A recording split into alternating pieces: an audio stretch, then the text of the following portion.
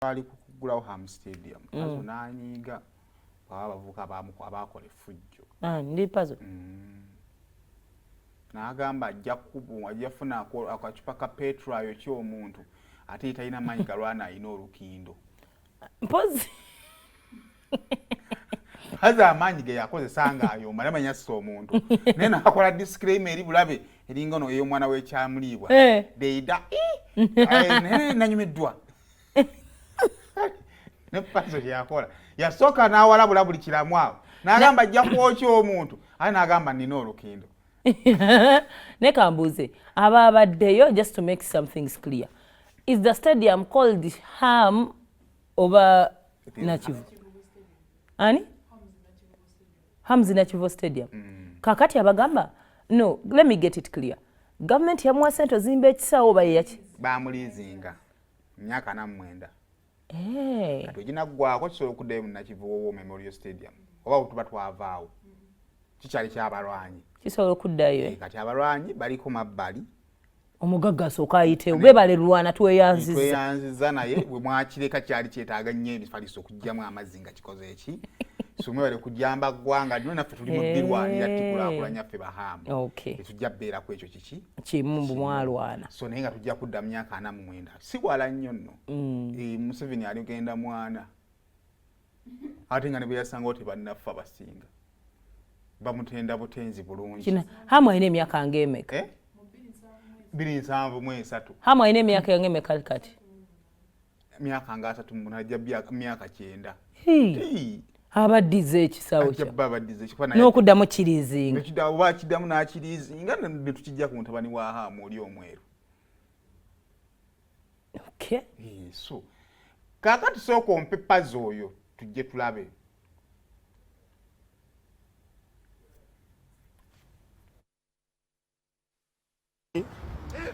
nsumida ab'ekisamulibwa bonna yazole yanga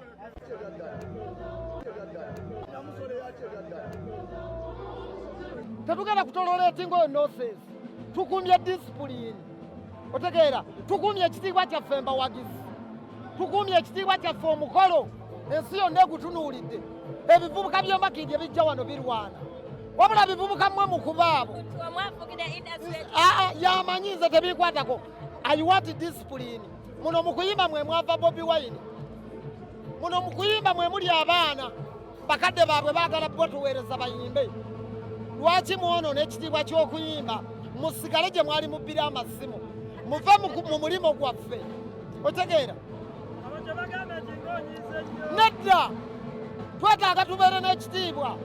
Nigeria ensi ziri organized Ejjuba bali organized Rwanda eri organized Kenya bali organized Nigeria mu America ebivubuka byeyisanga ebiri ku malwa ffe tetuyinza kutolola etingo yo nonsense baddeyo ewaabwe baddeyo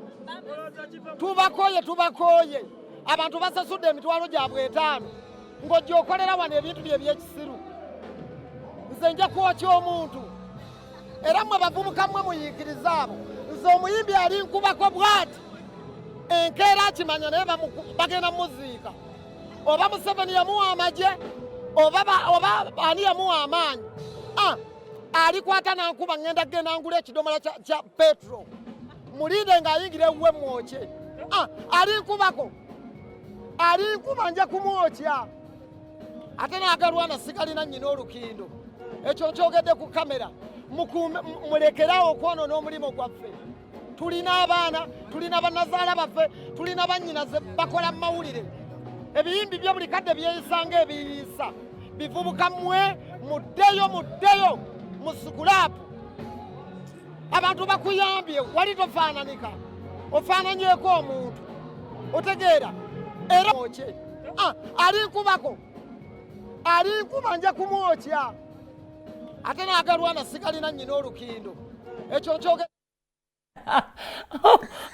eyo disclaimer bulabe nina oluki era ewaka mba mwerwanyarwanya ng'omukazi akujjukiza nkuba mpola nina olukindo naye nje byonna nga bikyali awo abayimbi abakubye njala kutumira ku DJ Mike amakya gonna kola lugambo tewali ossa abantu disco Michael yabakubanze na Michael na Lil Pazo nalaba bayimbi babiri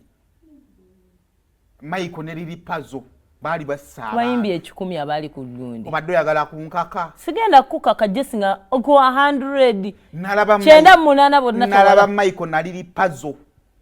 haisimu abayina oluyimba kalaga nze nagataka ebigambo ne olukindo nategedde Kampala wano kasoba n'oluyimba oyogera but of course ekyakuleta mu industry ndongo kyanga abayimbi abekola obusolosolo mbasaasira twakumanya lwa ndongo omuyimbi twalo bogikwatako bwoti gituge kati Pazo alina oluyimba akkirizibwa okugambako ate n'ataddibwamu exactly kubanga yagambyeko n'atambula n'agenda yenna nnyini nkudi ffena twagala kuwulira nkudi buli naku alina version yayo bochime muno I can't get used to that word buli wokyogera mbanga atakiwuliranga anti okoma ku kigambo nkudi notawuliriza luyimba anosigala ng'okyayaaya nakati kutujiwuliriza mu sseri lero owulirako ka indeed enkyana owulira waawo bana Uganda muno bakwata mboti badoge mikono wagutulinga bali mu overnight lwe luyimba ani yakuba omuntu gundi gwe yali agamba kata ekizibu ekiriwo Pazo byakayana ne bakayanya kutalina linnya lyakola ki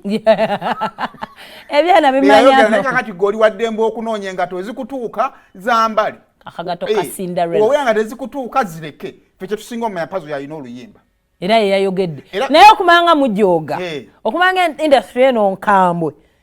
eyakubye tetumumanyi nego bakubye tetumumanyi tumanya reactinze Pazo omuyimbi ayino yalese golola mu kisaawe kati naye oba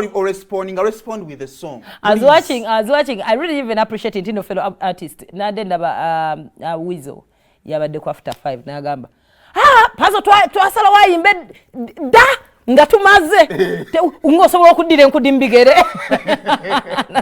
kiwambi nabakiriza ati akasajja kaina wakati ate kyenyagala Pazo sobola oluyimba aluwulira omanyi muyimbi awulira oluyimba omuwulira yayita muyajja mu kisaawe ng'owulira ddala oluyimba alukola ki n'alukuba bw'ati buli omu yali asoma kandi bye yajja ssaawa 8 buli eyabase n'azuukuka golola n'azanya oyo tumule essaawa kaakati awo nga tuvuddewo tulina ki